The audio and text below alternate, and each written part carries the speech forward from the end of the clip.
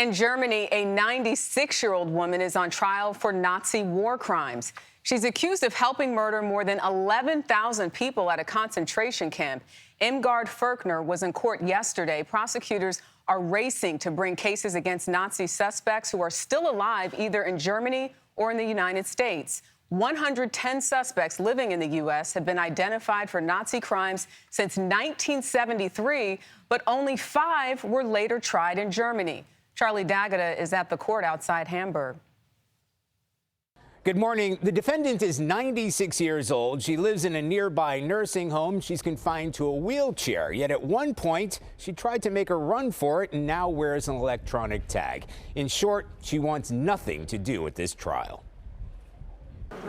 Irmgard Furchner was wheeled into the courtroom to face the charges, accessory to murder of thousands of people, including the systematic extermination of thousands of Jews.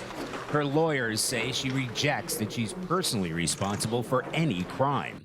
But as the secretary to the commandant of the Stutthof concentration camp in Nazi-occupied Poland, lawyers representing victims say she cannot deny involvement.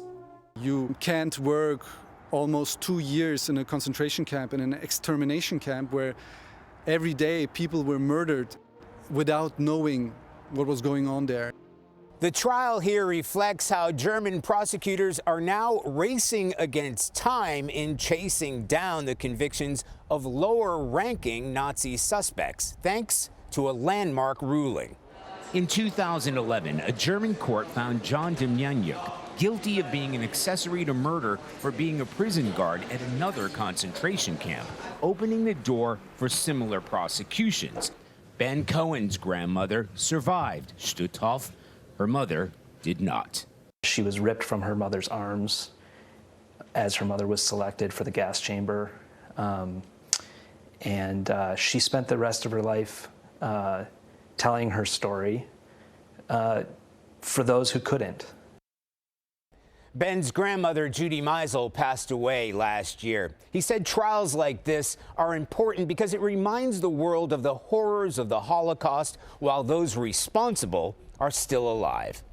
For CBS Mornings, Charlie D'Agata, near Hamburg, Germany.